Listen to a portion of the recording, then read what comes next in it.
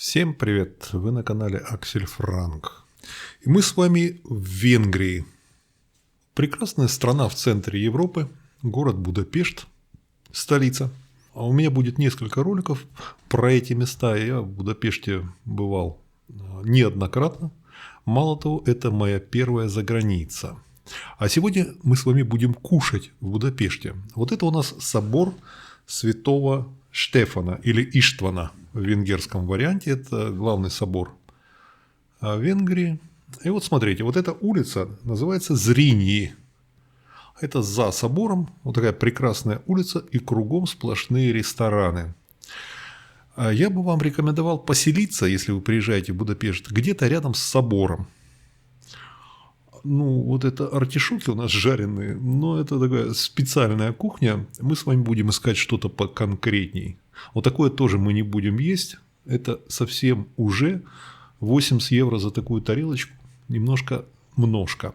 Итак, улица Зриньи. Если вы поселитесь где-то рядом со собором Святого Иштвана, у вас все будет пешком, все основные достопримечательности. И в том числе вы сможете попробовать блюда самой разной кухни. Ну, такое вряд ли.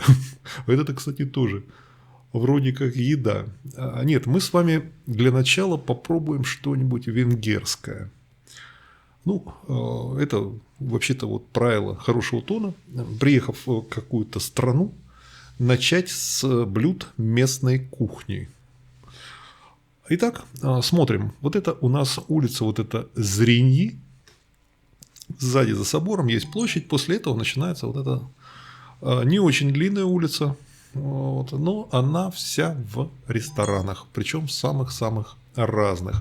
А на этой площади есть пара очень приятных кафе, где можно выпить качественного кофе. Итак, что такое венгерская кухня? Это мясо. Это овощи, все это тушеное, гуляш. Вы знаете гуляш. Все это очень острое.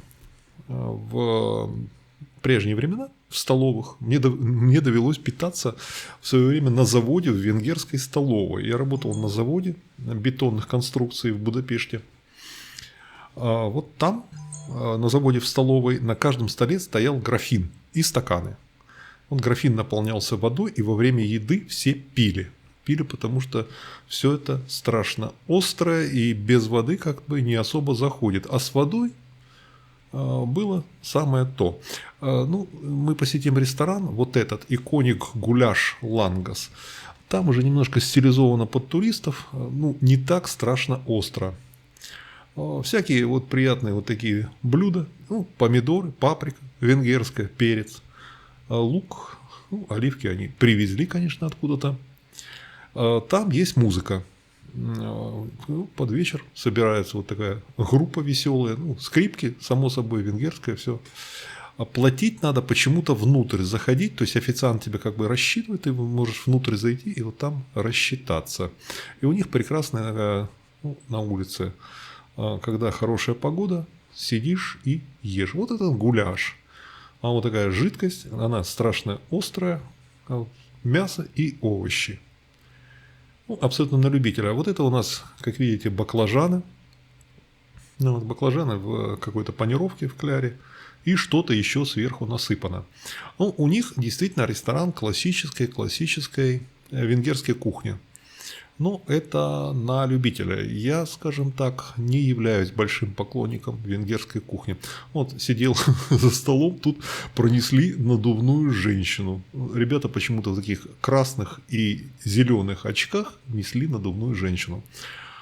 Я вот все больше по таким блюдам. Что это такое, трудно сказать. Ну, штучка евро 70 стоит. Ладно, давайте мы пойдем поищем что-нибудь другое. Ну, венгерское мы попробовали, мы как бы все отчитались, вот, совесть очистили. Мне нравится японская кухня, не знаю, как вам. Вот на этой улице Зриньи есть великолепный ресторан Токио, где повар японец, где работают японцы и где все очень-очень-очень вкусно. Вкусно, качественно и довольно дорого. То есть это довольно дорогой ресторан, очень приличный. Вот мису, суп. Ну, каким образом он японский, это вопрос, но он есть, японский, наверное. И всевозможные дары моря, все как полагается. А я там брал, естественно, пельмешки. Вот. А японские, мы их еще увидим. Все, вот все как положено. То есть это очень хорошего уровня японский ресторан, все качественное, вкусное. То есть если вы вот эти пельмешки, вот эти варенички я всегда заказывал. Я был несколько раз в этом ресторане. Великолепное место, рекомендую.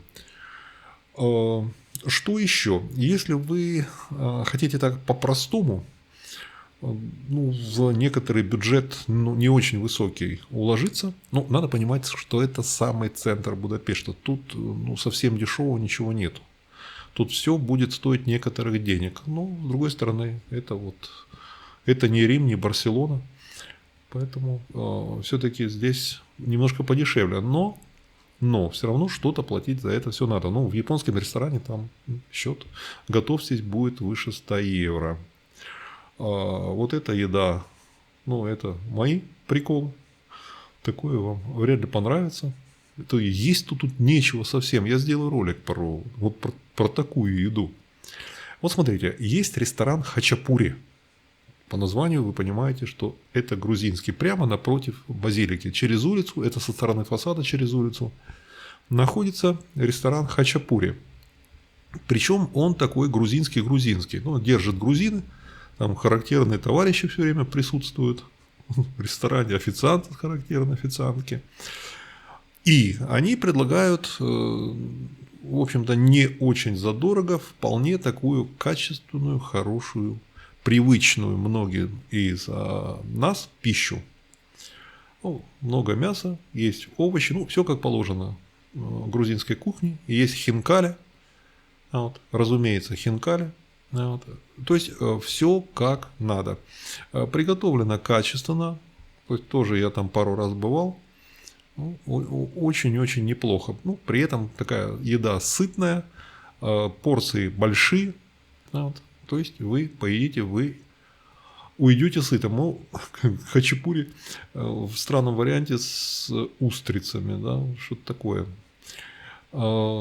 Итак, мы с вами побывали в 3 разных ресторанах. Это все, видите, шаговой доступности от собора, от базилики святого Иштвана. А теперь мы с вами за десертом. За десертом придется немножко поехать подальше. Это кафе Нью-Йорк. Его рекламируют, что это кафе, самое роскошное кафе в Европе. Восточная Европа любит говорить, что у них самое-самое такое во всей Европе. Поверим, во дворце. Кафе сделано такое во дворце. Там, чтобы попасть туда, надо выстоять некоторую очередь. Это очередь минут 15-20, в зависимости от времени дня, в зависимости от того, как вы попадете, как повезет, минут 15-20 постоять. Постоять, чтобы зайти и посмотреть на люстру.